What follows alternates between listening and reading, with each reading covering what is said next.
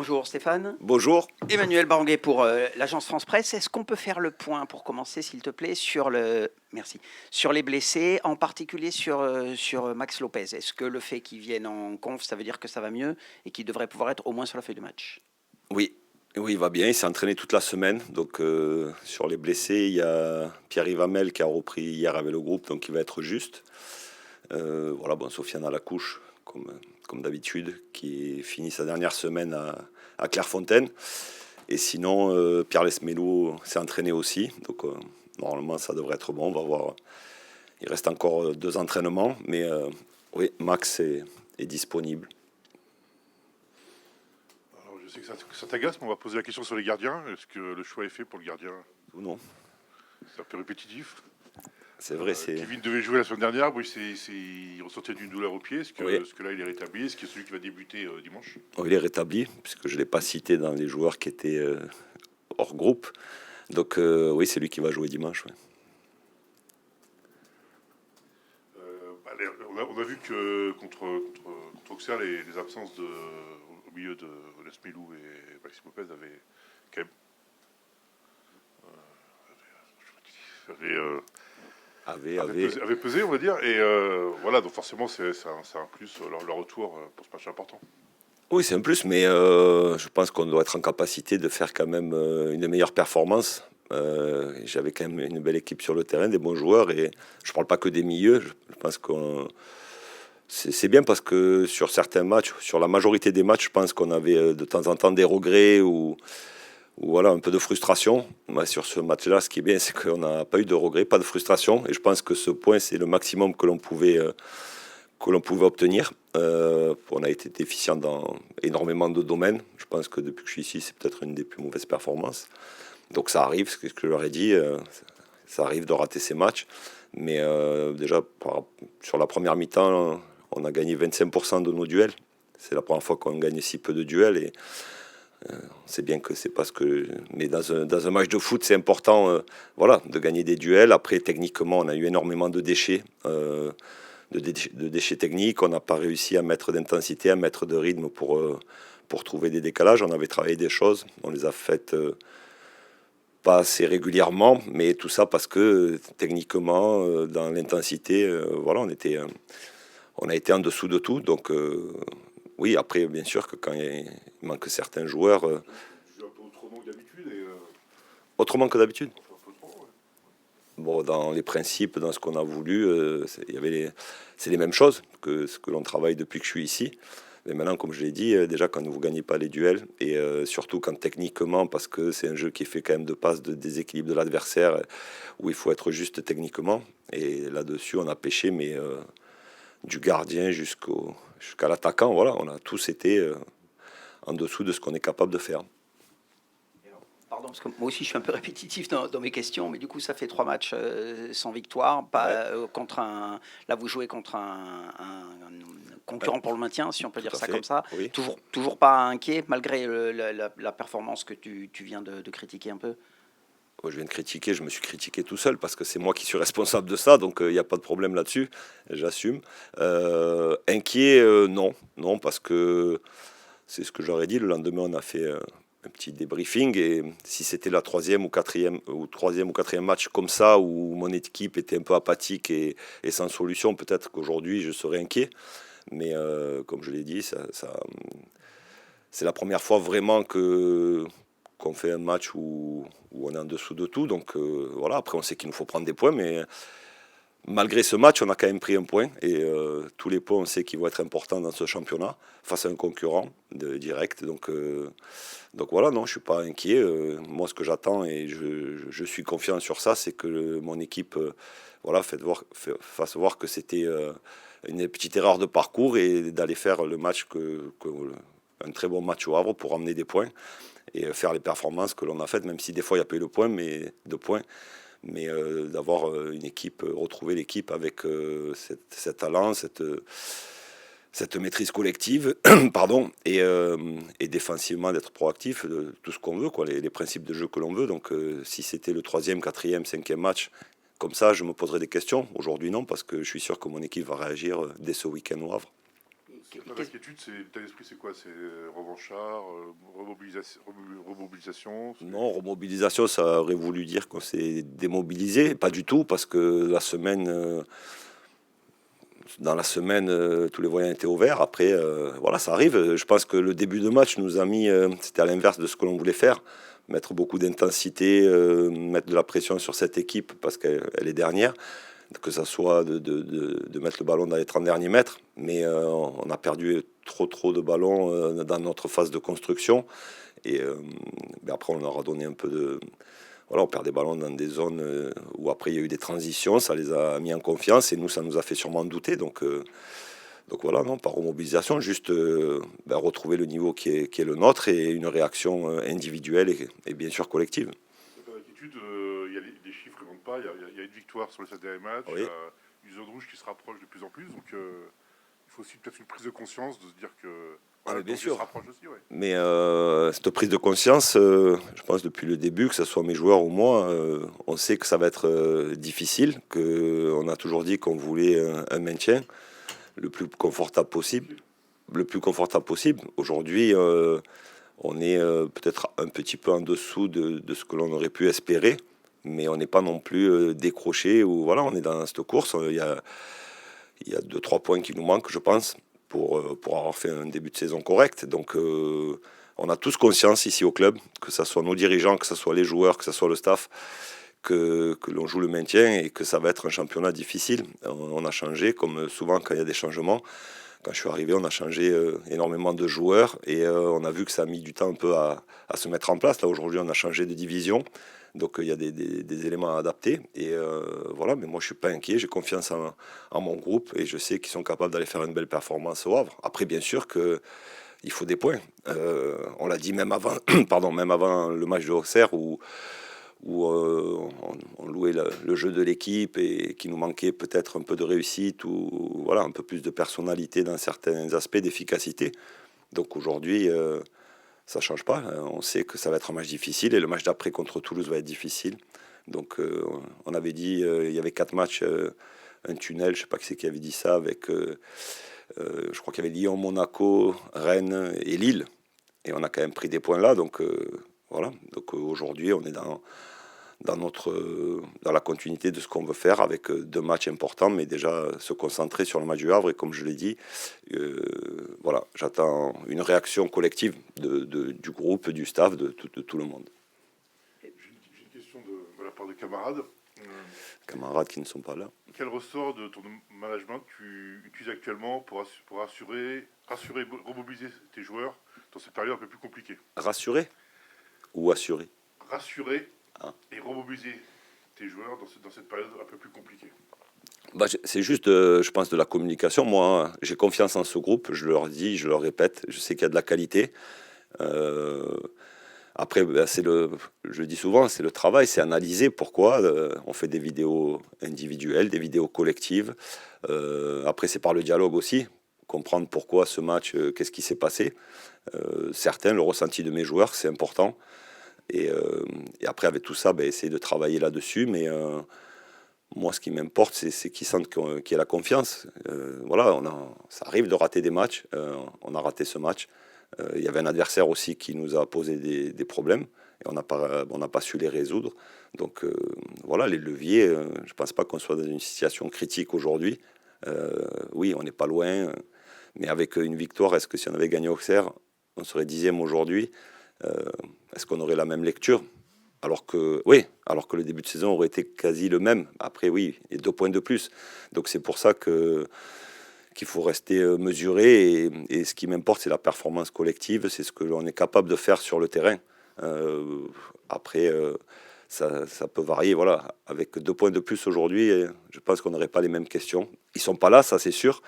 Mais voilà, moi, je continue à avoir confiance en ce groupe, par rapport à ce que l'on met en place, par rapport à ce que l'on propose. Et je suis sûr que sur la durée, on va être récompensé. On l'a déjà été avec des performances, mais voilà, la meilleure des réponses, c'est d'aller faire quelque chose au Havre ce week-end. Avec ce groupe, on sait que le mercato devrait être assez actif.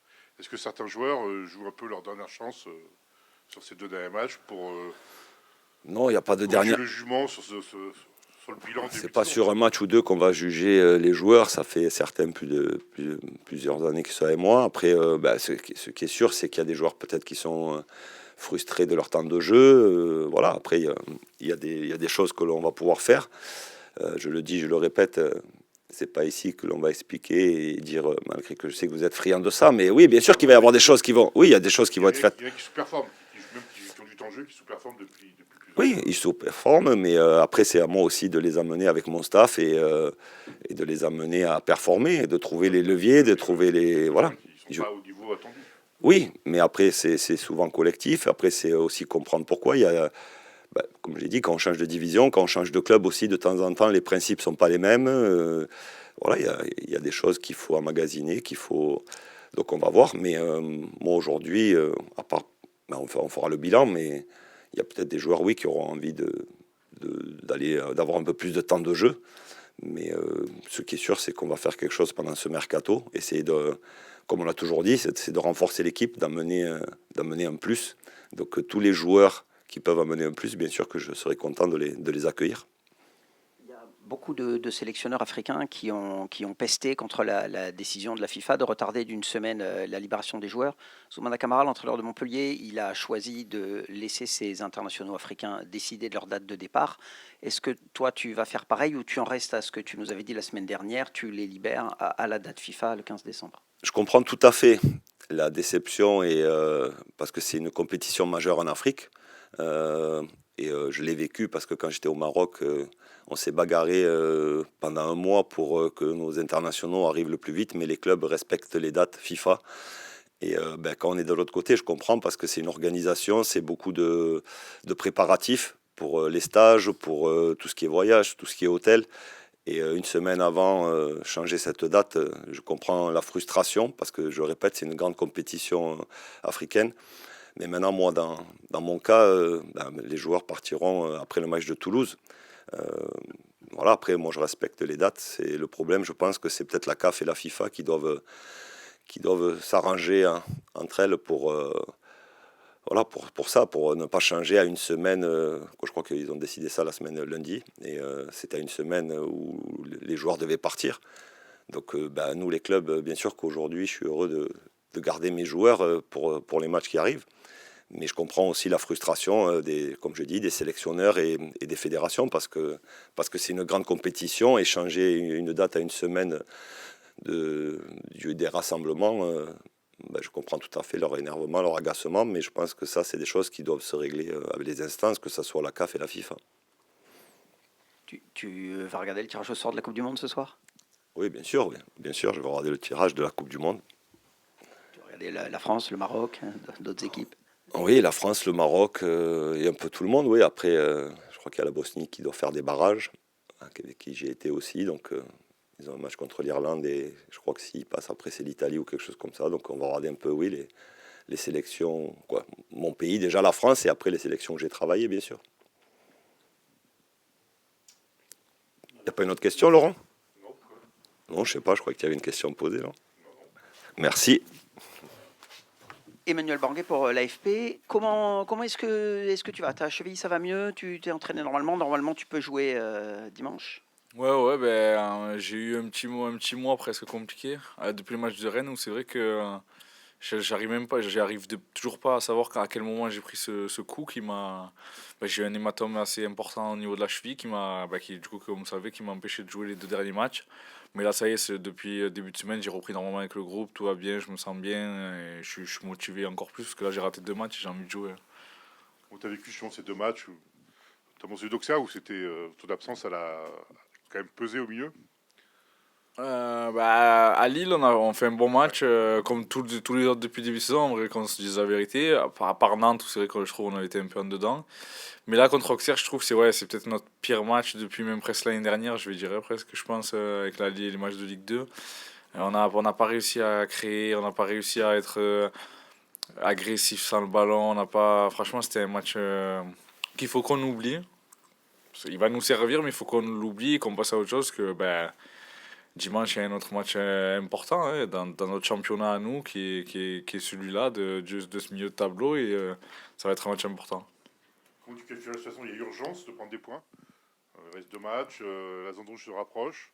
Ça n'est pas gagné depuis longtemps. Ouais, la dernière victoire c'était à Monaco. Il n'y a pas urgence, mais il faut prendre des points parce que ça va vite dans les deux sens. Et on sait que vraiment, on voit Rennes, quand on les a joués avant la trêve, ils étaient au même niveau que nous. Ils ont enchaîné 4 victoires. Après, attention, en Ligue 1, c'est beau de faire 4 victoires, mais parce que même on voit le PSG cette année ne fait pas comme la saison dernière. L'OM aussi n'enchaîne pas tous les matchs, mais bref, ça pour dire que Rennes, là aujourd'hui, ils sont quatrième et voilà, alors qu'à l'époque, quand on les a joués, on se tapait pour la même place. Et bien évidemment que sur les deux derniers matchs, il faut qu'on prenne des points, c'est très important parce que, on va pas se mentir, on sait très bien aussi qu'en janvier, le premier match c'est le PSG, qui est un match très très très compliqué. Et donc oui, bien sûr qu'on est conscient de ça et ça va, je trouve qu'il y a eu, après Auxerre, je pense qu'il y a eu une prise de conscience de tout le monde parce que c'était important aussi de se rendre compte du match qu'on avait fait. Et on verra dimanche, de toute façon. Tu parles déjà vous avez déjà en tête le match du Paris Saint-Germain. Non, je dis Non, juste non, ça parce que. pas négativement, je veux dire. Mais Ah non, bien c'est sûr. parce que c'est les champions d'Europe ou parce que Non, c'est le non, derby rien de à- Paris, le premier depuis longtemps? Non, honnêtement, j'ai juste dit ça parce que c'est le calendrier qui se suit. On le sait qu'il y a ce match-là en janvier qui est un match compliqué, quoi. Faut pas se mentir, hein. Donc, mais on n'y pense pas du tout, hein. Franchement, et ça serait grave d'y penser dès maintenant. Mais je dis juste ça parce que il reste 3 matchs de Ligue 1, là, match aller, quoi. Donc, il en fait partie. Même si c'est pas encore tout à fait l'heure du bilan 2025, c'est un petit peu décevant votre classement pour l'instant par rapport à ce que vous espériez, même si vous avez toujours dit que l'objectif c'était d'abord le maintien, ce qui est normal pour un promu. Vous êtes un peu déçu globalement de cette première partie de saison? On va voir. Après, j'espère de tout cœur que si on fait deux résultats là, contre Le Havre et Toulouse, on sera plus haut et que du coup, on pensera pas comme ça. Mais je pense que c'est surtout par rapport au contenu des matchs. En fait, hein. Honnêtement, depuis le début de saison, je trouve ce qu'on fait, c'est cohérent. Comme je l'ai dit, à part peut-être Nantes et la première mi-temps et Lyon aussi quand même la première mi-temps et là Auxerre, je trouve que ça va. On a tenu une tête à pas mal d'équipes. On a fait des beaux matchs. Par exemple, je pense au match de Lens qui maintenant est premier.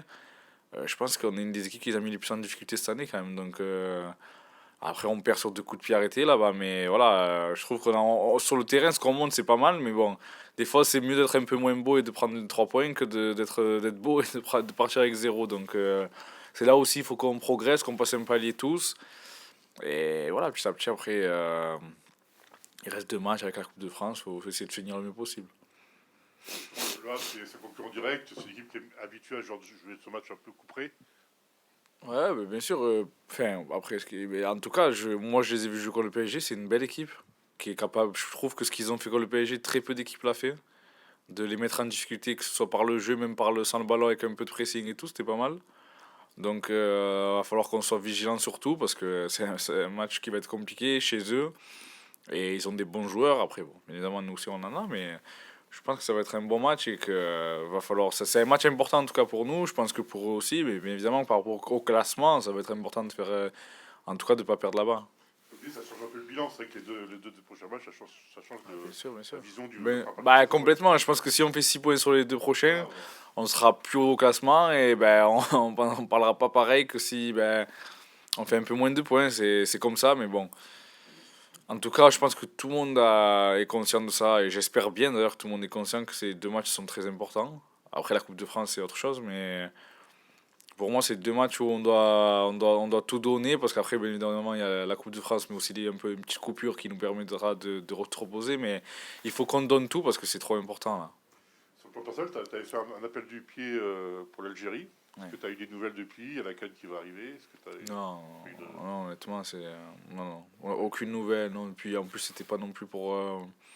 Je l'ai pas fait pour ça. Non, comme j'ai déjà dit, on m'a posé une question, j'ai répondu. Après, c'est pas pour autant, peut-être que j'irai jamais. C'est plus à moyen terme que. Voilà. Non, honnêtement, c'est ni à moyen terme, ni à long terme, ni rien. C'est juste, on m'a posé une question, on m'a demandé si jamais on m'appelle. Comme je l'ai dit, je suis éligible, donc bien sûr, je répondrai présent, mais. Peut-être que j'irai jamais, peut-être que j'irai dans 2 ans, peut-être dans 3 ans, je sais pas, mais en tout cas, moi, c'était juste pour répondre à la question, c'est rien de plus. Et je voulais te poser une question un petit peu annexe, hein, est-ce que tu peux faire un retour d'expérience sur ton statut de commentateur du match des espoirs avec Zach Nani? Est-ce que tu peux nous raconter un peu? Est-ce que ça t'a plu? Est-ce que tu envisages de refaire quelque chose comme ça? Honnêtement, j'ai kiffé le moment, mais c'est surtout parce que j'étais accompagné de Zach et Braque, qui est commentateur aussi chez une télé, chez une chaîne. Donc c'était commentateur, je ferai jamais. C'est pas pour moi commenter les actions, tout ça. Consultant. Consultant, oui, mais pas commentateur. Commentateur, c'était pas trop. Du coup, en fait, eux, ils commentaient. Moi, j'étais plus en mode analyste, on va dire, des actions, tout ça. Mais non, c'était un bon moment, c'est sympa. Je trouve ça sympa ce que Zach fait aussi pour les matchs, que ce soit pour les espoirs, pour l'Arabie Saoudite et tout. Je trouve que c'est pas mal. Et tu pourrais le refaire, consultant? Ouais, ouais, moi j'ai aucun problème là-dessus. Après, quand tu es encore en carrière, c'est délicat d'aller parler de. Mais sur quelque chose comme ça, oui, sur les espoirs et tout, pourquoi pas, avec grand plaisir.